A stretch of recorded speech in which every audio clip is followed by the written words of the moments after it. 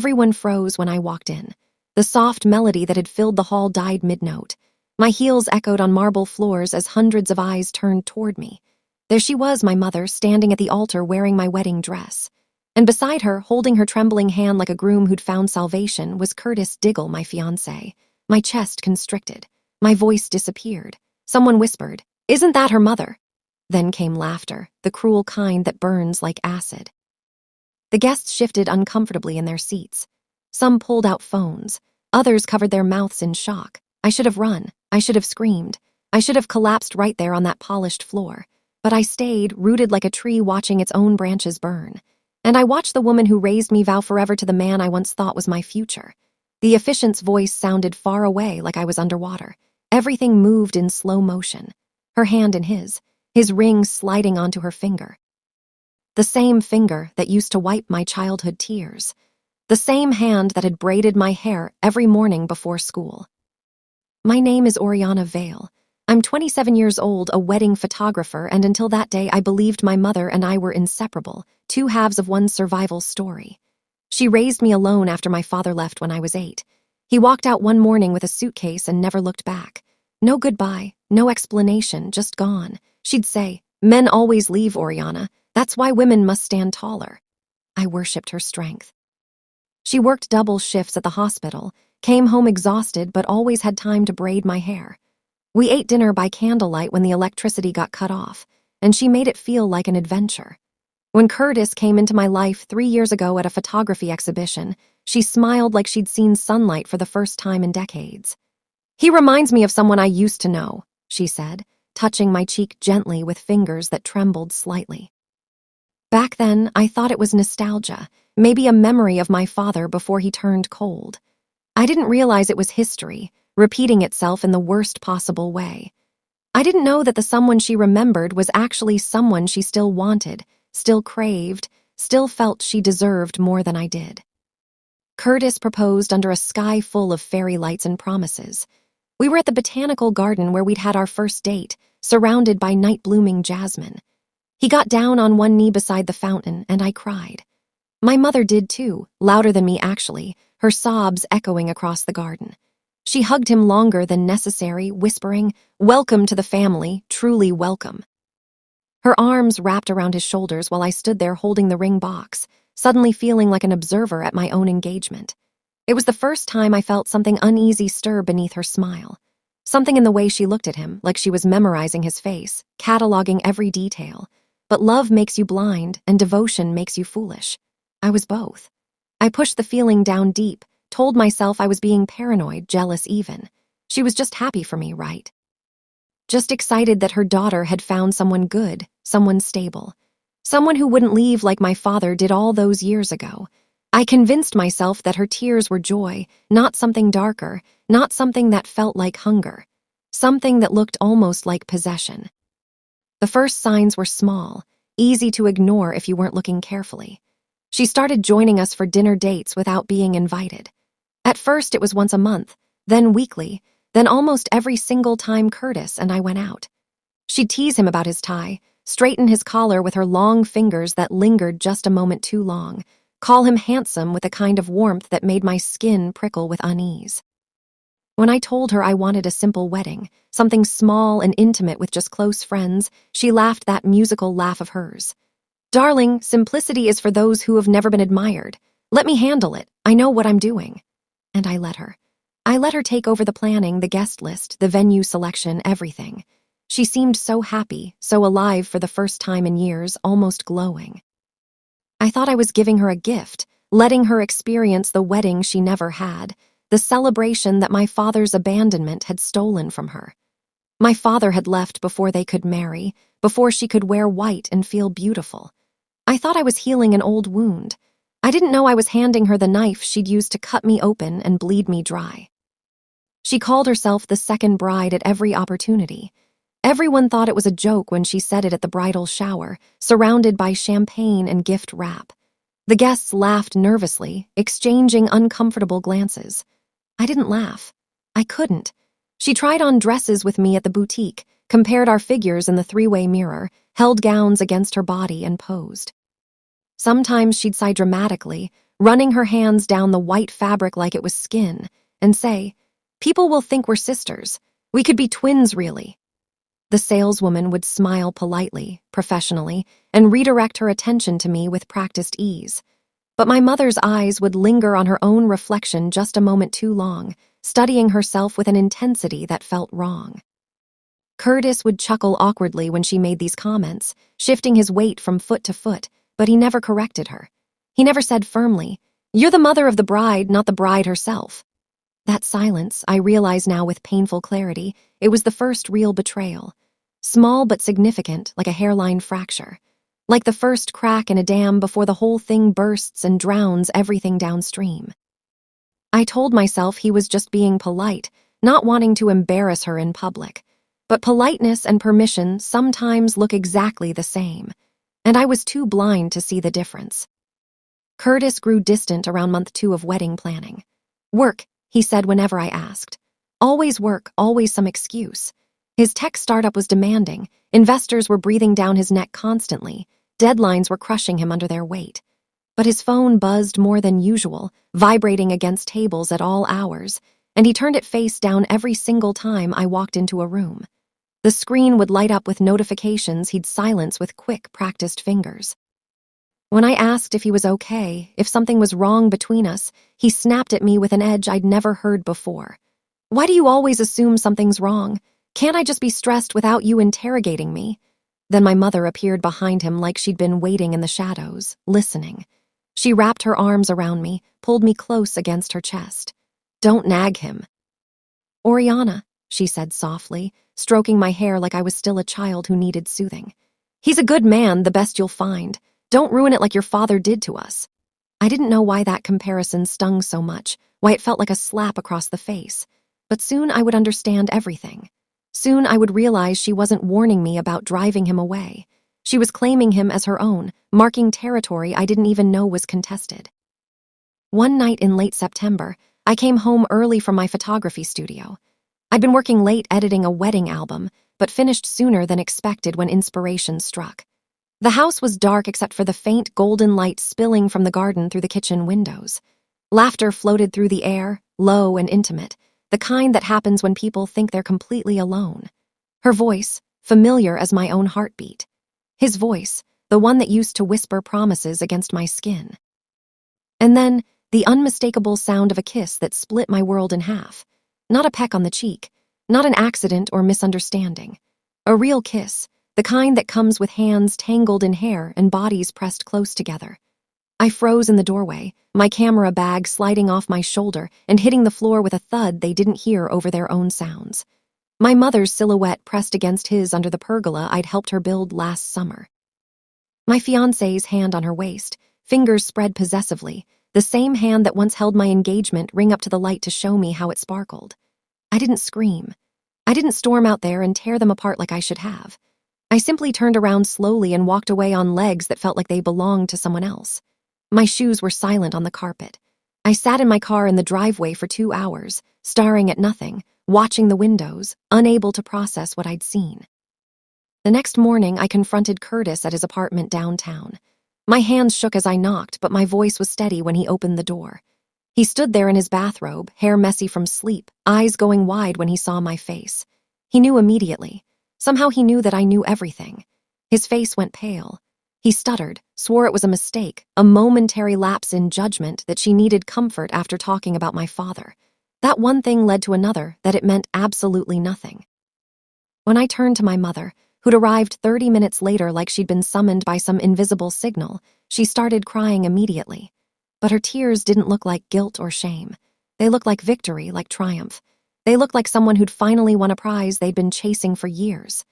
"You've always seen me as a rival, not a mother," she said, dabbing her eyes with a tissue she'd pulled from her purse. "You took everything from me, Oriana. My youth, my beauty, my place in this world. You were born and I became invisible, just another middle-aged woman nobody looks at twice." I couldn't speak. My throat closed completely, because I realized with horrible clarity that this wasn't madness or a moment of weakness or a mistake. It was envy, deliberate and calculating, wearing a mother's face. It was resentment dressed up as love for 27 long years. It was betrayal that had been planned, cultivated, waiting for the perfect moment to strike.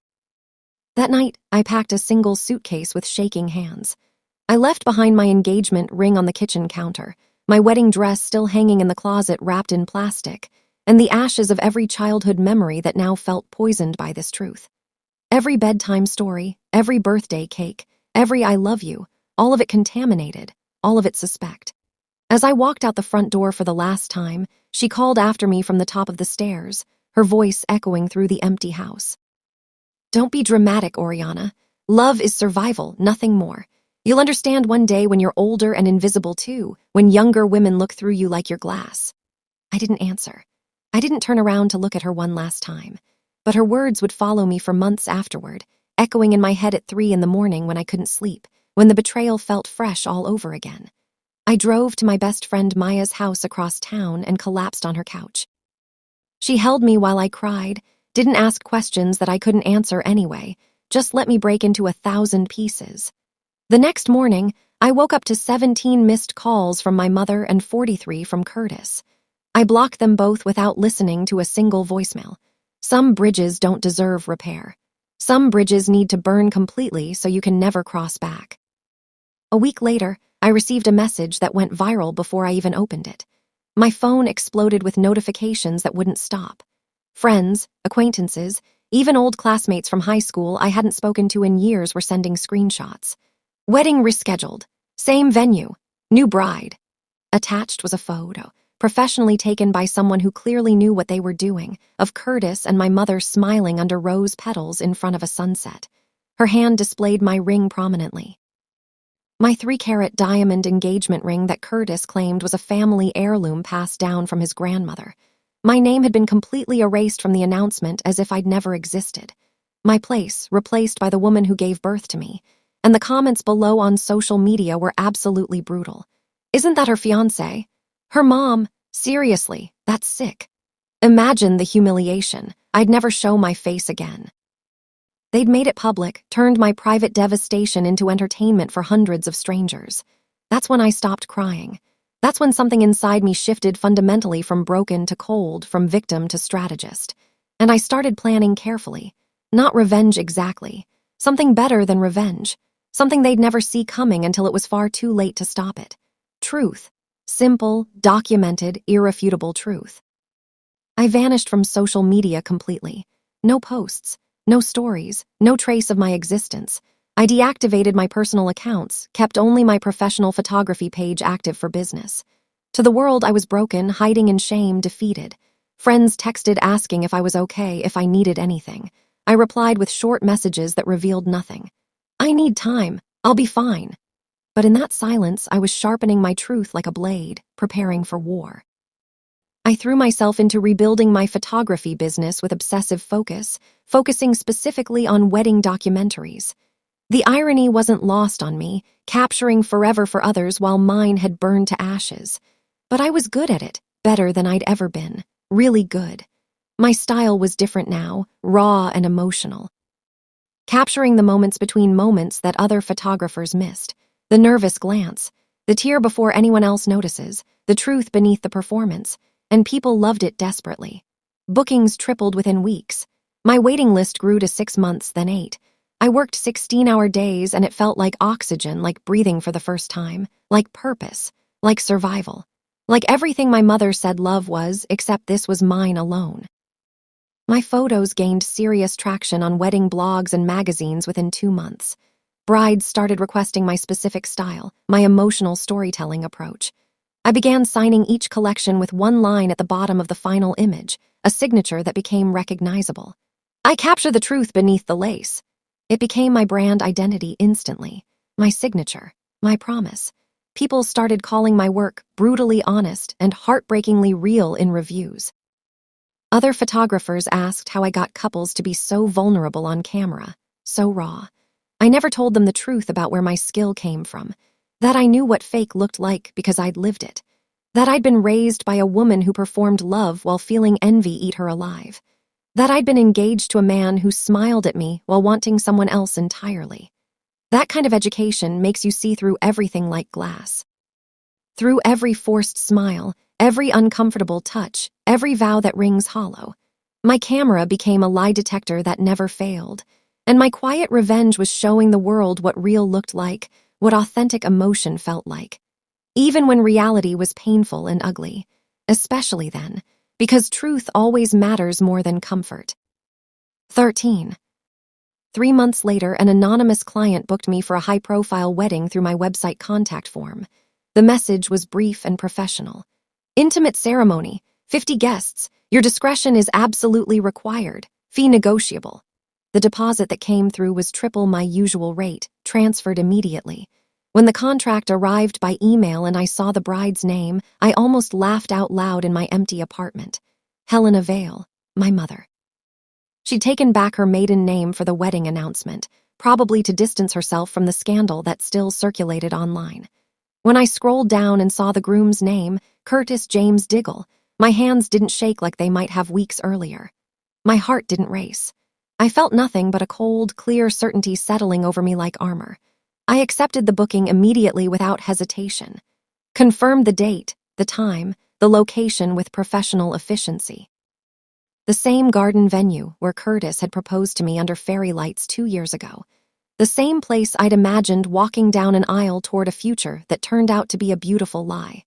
Karma had finally sent an invitation written in gold ink, and I RSVP'd yes with a steady hand, with a smile, with a plan forming in my mind, with a camera full of memory cards and a truth ready to be exposed to everyone who'd laughed.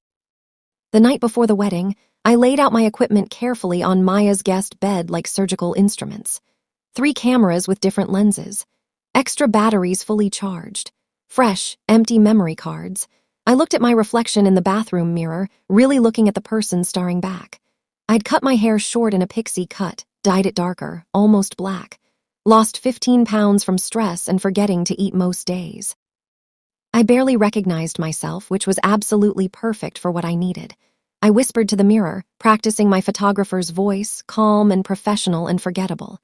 You don't destroy what hurts you. You expose it carefully. You let the truth do all the work. And for the first time in months, I slept peacefully that night. No nightmares, no anxiety attacks, just a deep, dark sleep like the ocean before a storm arrives. I dreamed of white dresses catching fire, but they were beautiful flames that didn't hurt. Cleansing, purifying. When I woke up at dawn, I felt clear and focused, ready for what was coming. I packed my gear, dressed in all black like I always did for shoots, and drove to the venue as the sun rose. The sky was pink and gold. It felt symbolic somehow, meaningful. The end of something old. The beginning of something new and entirely mine. The venue sparkled under crystal chandeliers, the same ones I'd chosen for my own canceled wedding 9 months ago. White roses everywhere, hundreds of them, my favorite flower that she knew I loved since childhood. The same place I was supposed to marry him was now hosting their ceremony like nothing had happened.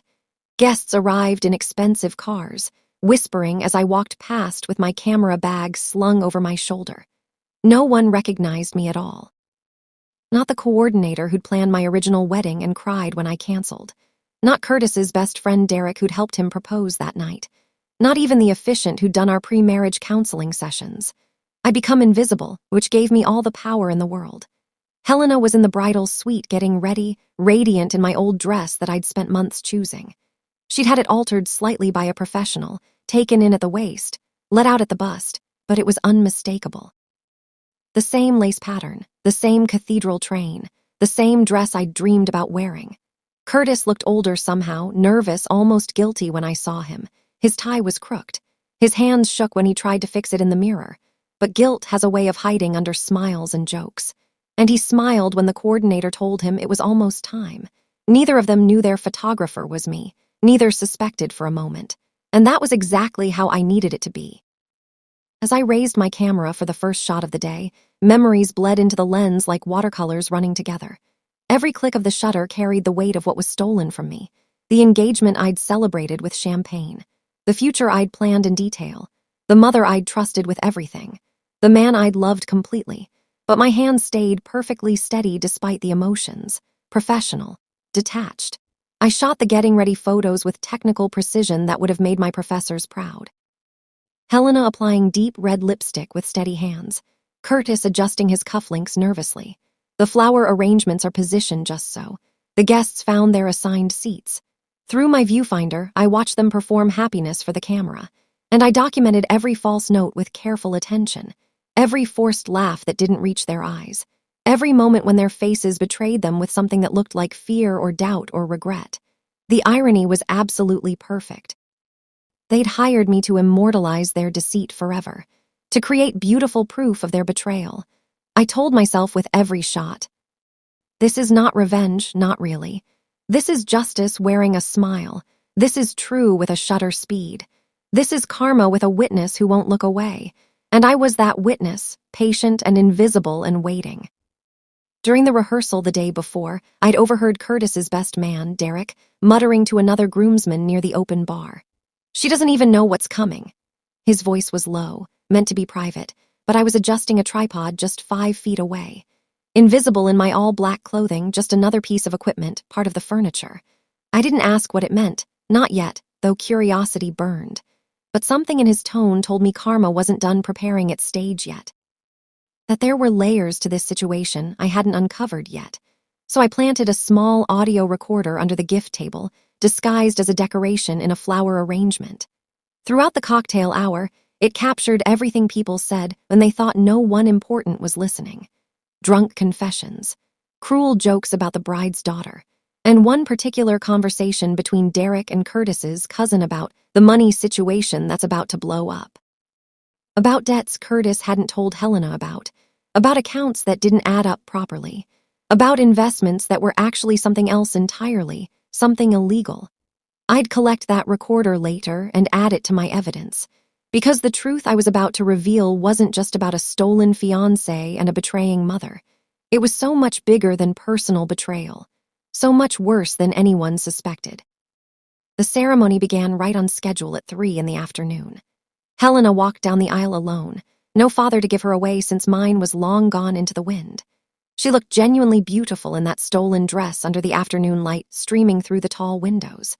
Curtis stood at the altar waiting, his face a mixture of emotions I couldn't quite read even through my lens. The officiant welcomed everyone with practiced warmth, made a joke about love finding its way through unexpected paths. Guests smiled politely and shifted in their seats. And then Helena began her vows in a trembling voice. Her voice shook, not from emotion but from fear. I could tell the difference now after months of studying faces. Curtis's hands shook visibly as he slid the ring on her finger, my ring, the family heirloom that probably wasn't even real. Then the officiant paused mid-sentence. He looked confused, glancing at his notes then at the tech table where the slideshow was supposed to play. He looked directly at me standing in the back, confusion clear in his eyes, and said, "There's something we need to play first. The photographer has prepared a special presentation about the couple." I nodded once, pressed play on my laptop, and stepped back into the shadows to watch the truth explode like a bomb. The screen flickered to life behind the altar, casting blue light across the room. The room went completely silent. A slideshow began, not the romantic montage they'd expected of happy memories, but something else entirely.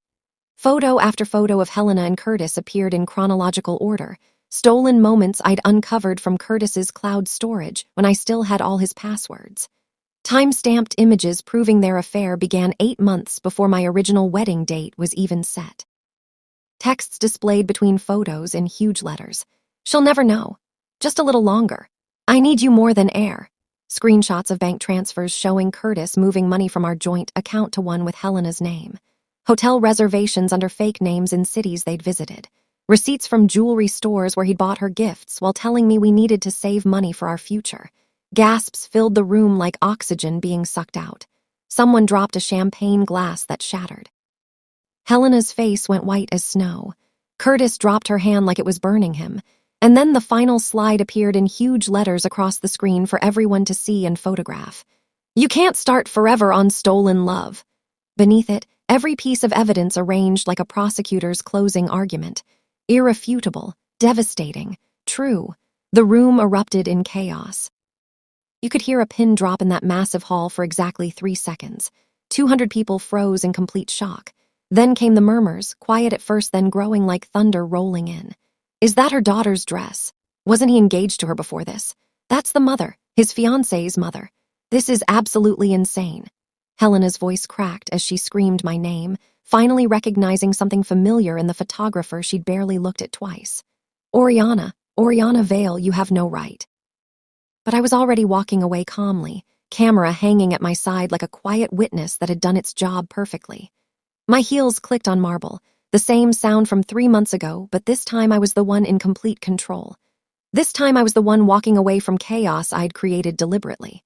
Behind me, I heard chairs scraping against floors, people standing, voices rising in confusion and judgment and shock and excitement. I didn't turn around. Didn't look back for even a second, just walked through those huge doors into the afternoon sunlight that felt warm on my face.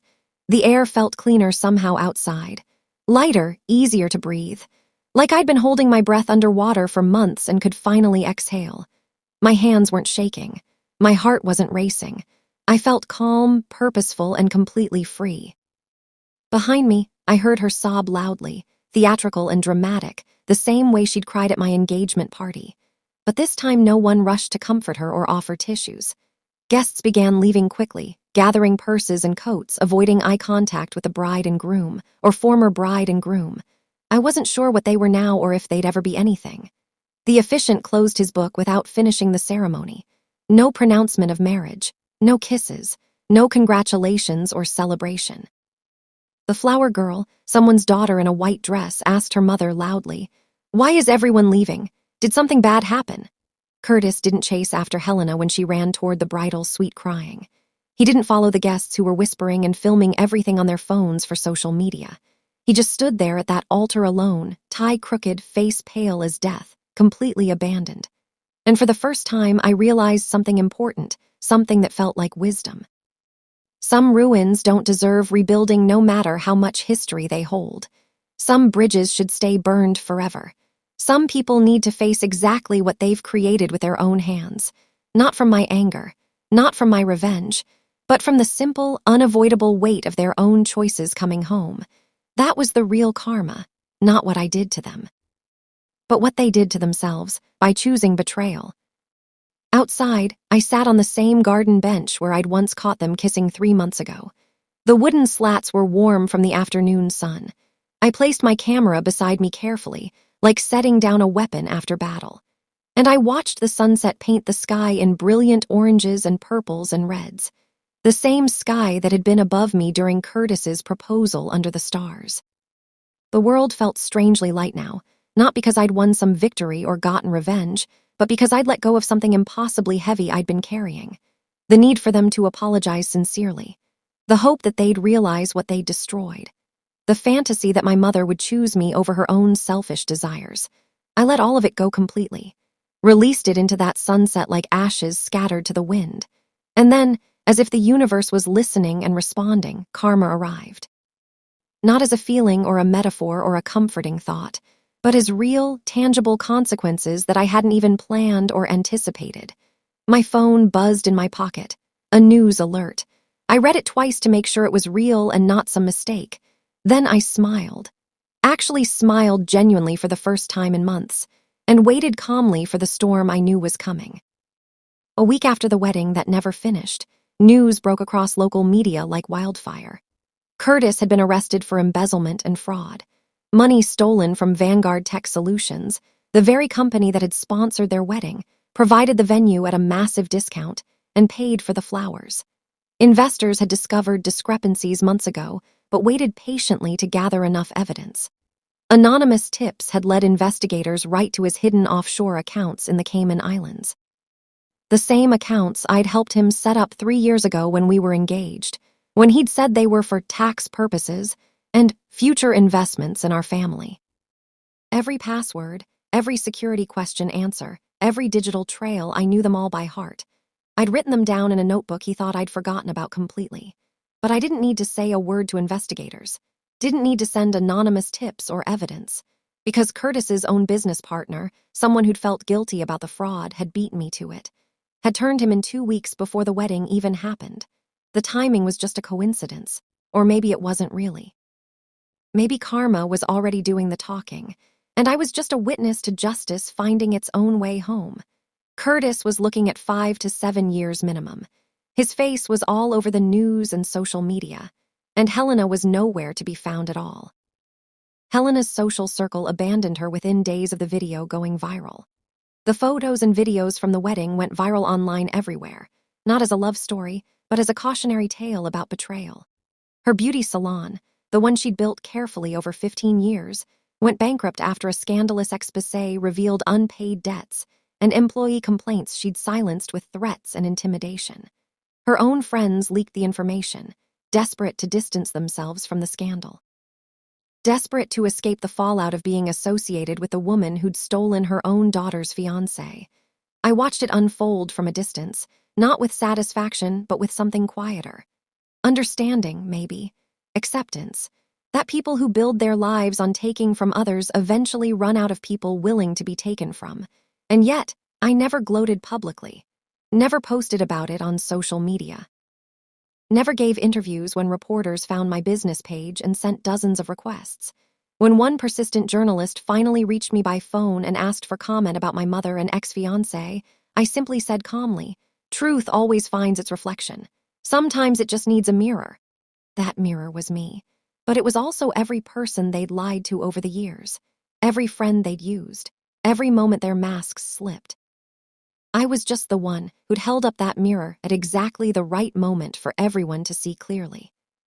Months later, I opened my own art gallery in the downtown district, a beautiful space I'd been dreaming about for years. I called it The Bride in the Mirror. My opening exhibit featured 20 large-scale photographs, all from weddings I'd shot over the past year. But the centerpiece, the one that stopped people in their tracks every time, was different from the others. A faceless woman in a white dress walking away from a burning altar, her back to the camera. Her train trailing behind her like a river of light and smoke. You couldn't see her face clearly, but you could feel her freedom radiating from the image. Below it, a quote that went viral online within hours, shared across every social media platform, turned into inspirational posts and tattoo designs and thesis statements. My mother once said love and war share the same language obsession. She was right. But she forgot something. Karma always speaks last. Gallery opening was packed with strangers and friends. Strangers cried looking at that image, told me their own stories of betrayal and survival. And that day, standing in my own space filled with truth and art and people who understood pain, I realized something profound. Karma didn't come as revenge or violence. It came as peace, as a purpose, as proof that you can walk away from fire without becoming ashes. And that day, Karma wore a wedding dress, mine, the one I never got to wear down an aisle. But wore instead into a future I'd built myself, without them, better than any ceremony could have given me.